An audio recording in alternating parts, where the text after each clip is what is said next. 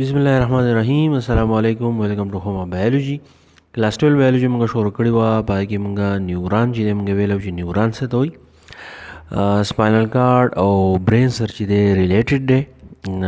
د برین چې کوم دی نه د هغې فنکشنل یونټ دی سټرکچرل یونټ دی اوس موږ کلاسیفیکیشن اف نیوران وایو چې نیوران چې دی د موږ څو کلاسونو ته ډیوایډ کوو د دې څو ټایپس دي لسم بایولوجي ته موږ ویلي نو دا یاد ساتئ چې کم نیوران چې دي نو نیورانز آر کلاسیفاید انټو 3 ټایپس د دې زموږ سره صرف او صرف 3 قسمونه دي یاد ساتئ نیوران کلاسیفیکیشن مونږ کوو نو د دې 3 قسمونه دي نو په دې کې اولنی دی سنسري نیوران sensory neurons څه ته وایي carry nerve impulse from tissues and organs to the spinal cord and brain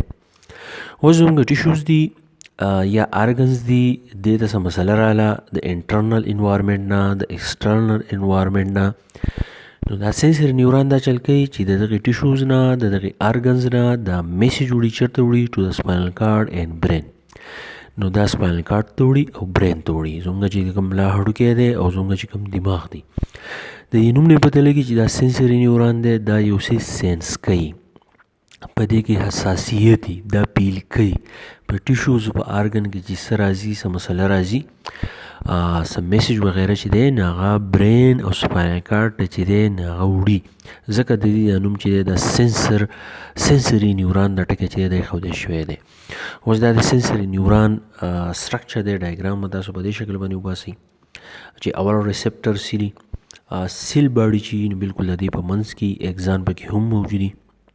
نو تاسو لیدای شئ دا د سنسري نیوران سټرکچر دی بیا دویمه دی موټر نیوران څه ته وایي carry nerve impulse from brain and spinal cord to muscles and glands موټر نیوران دا چل کوي اوس لکه سنسري نیوران دا چل کوي چې د برین او سپاینل کارډ ته چې د میسیج راوړو خو موټر نیوران اوس دا چل کوي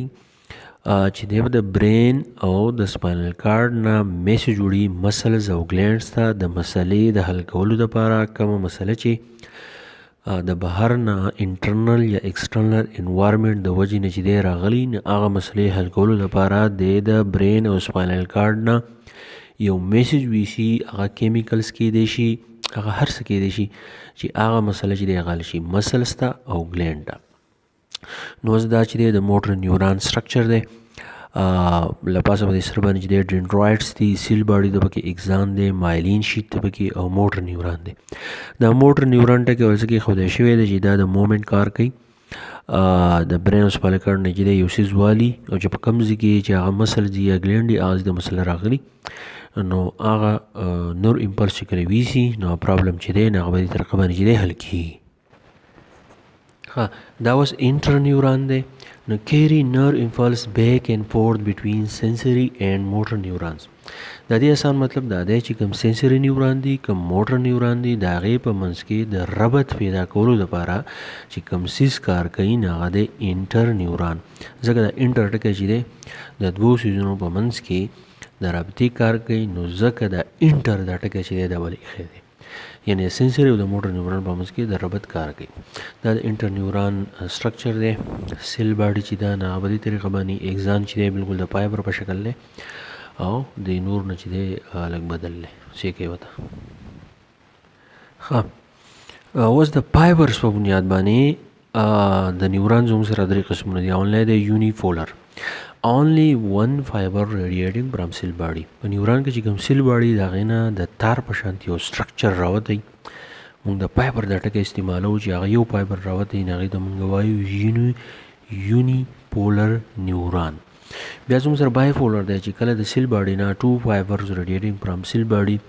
چې کله د سیل باډي نه 2 فایبرز راوتی 2 تار شانتي سټرکچر ترې راوتی نو هغې ته ویل کېږي بایپولر نیوران بل زموږ سره ملټي فولر دی چې کله د سیل باډي نه د 2 نه زیات فایبرز راوتی د تار په شان سټرکچر ځي نو هغې ته ویلی کېږي ملټي فولر نیوران نو دا نیورانو چې د هغې څو کلاسز دي او بیا ان د بیسز اف فایبرز د هغې څو کلاسز د تاسو ته ووایي دا بالکل شارټ آسان د شارټ کوېشن کې راځي په دې پسې بل لیکچر دی انشاءالله چې دی تاسو ته ډېر ضرور